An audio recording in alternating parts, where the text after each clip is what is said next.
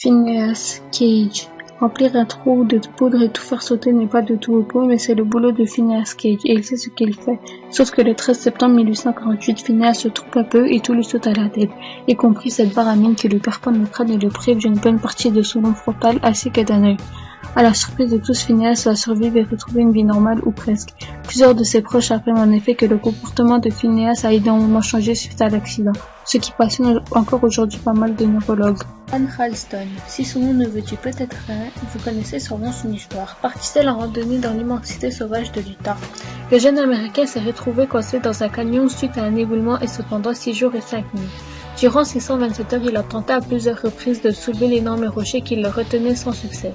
Sentant ses forces diminuer, Aaron n'eut pas d'autre choix que de sectionner l'avant-bras droit à l'aide d'un canif pour aller retrouver des secours. De cette longue rencontre avec la mort, Ralston n'a semble-t-il retenu qu'une chose, l'envie de se confronter à de nouveaux défis, et il gravit régulièrement de nouveaux sommets, équipé de son bras violet. Roy Sullivan a échappé à la mort une fois, et ça lui a tellement plu qu'il a recommencé à plusieurs reprises. Entre 1942 et 1977, il a été frappé cette fois par la foudre. Ce park ranger en Virginie fut frappé par la foudre une première fois lors d'une tempête en 1942, ce qui lui laissa une belle balafre à la jambe. Par la suite, il fut foudroyé dans sa voiture dans son jardin, tant si bien que Roy commença un peu à devenir parano. Il craignait chaque tempête et transportait toujours sur lui une gourde pour éteindre les départs d'incendie qui avaient lieu généralement dans ses cheveux. Le plus beau dans cette histoire, c'est que Roy, qui avait évité la mort cette fois, décida de se la donner avec son propre fusil après un chagrin d'amour. Shannon Malois a survécu à une décapitation, pour la simple et bonne raison que sa tête était toujours attachée à son corps et que la décapitation a eu lieu en interne.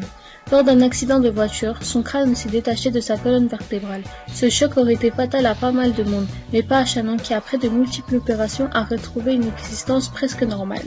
José Salvador Alvarenga. On aurait pu vous parler de Pon Lim, un marin chinois qui a passé 133 jours sur un radeau tout seul en mer. Mais cette année est apparu un mec qui a battu son record, José Salvador Alvarenga. Ce naufragé salvadorien aurait passé, si tout ce qui est dit est vrai, plus de 13 mois tout seul dans l'océan Pacifique. Au menu, poissons, mouettes et sang de tortue, et un peu d'urine d'honneur à la faucheuse. Vesna Vulovic pourrait être à l'origine du personnage de Claire dans la triste série Héroïste. Cette hôtesse de l'air sur une compagnie aérienne dans les années 70 détient le record de la plus haute chute libre sans parachute à laquelle un être humain ait survécu. Rien que ça, il faut dire qu'après l'explosion d'une partie de l'avion dans laquelle elle se trouvait le 26 janvier 1972, elle a chuté de plus de 10 000 mètres. Bien sûr, elle a pris cher en atterrissant dans la montagne et son coma a duré 27 jours. Mais en se réveillant, Vesna semblait plutôt en forme. Elle aurait même demandé une cigarette. Ahad Israfil. Dans le même esprit que notre cher Phineas Cage, Ahad Israfil a décidé que se prendre une décharge de fusil dans le crâne et perdre la moitié de son cerveau n'était pas une raison pour arrêter de vivre. Après 5 heures sur le billard, il s'est réveillé et a réussi à parler. Les chirurgiens ont comblé le vide dans son crâne avec un bloc de silicone et voilà, ni vu ni connu. Même s'il se déplace aujourd'hui en fauteuil, l'ablation de tout et un hémisphère cérébral ne l'a pas empêché de réussir ses études. Alexis Goggins est une vraie miraculée. Pour protéger sa mère, la fille de 7 ans s'est interposée entre elle et son père violent, recevant 6 balles dans le corps, dont 2 à la tête. Pour pas mal de monde, il ne restait plus qu'à signer bonjour chez vous, fin du bal.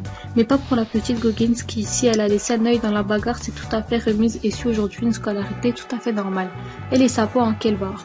70. Un mesrine canadien en plus fin et plus félin. Son surnom le chat, il le tient à n'en pas douter de son côté futé. En effet, ce braqueur romanesque et grande gueule avait réussi à se mettre la mafia italienne à dos. Et cette dernière tenta de l'abattre plusieurs fois. En 1968, dans un bar, 2 semaines après dans l'incendie d'un motel, puis quelques mois après lors d'une embuscade qui le laissait grièvement blessé. Finalement, ce sont les clics qui l'abattront de 23 balles dans la peau, au terme d'un énième cavale. Déjà aussi un nombre de vies limité. Isidro Mejia. En 2004, le pauvre Isidro Mejia est tombé d'un toit, sur un collègue qui utilisait un pistolet à clous. Résultat, le pauvre Isidro s'est retrouvé aux urgences avec 6 gros clous plantés dans le crâne et dans le cou.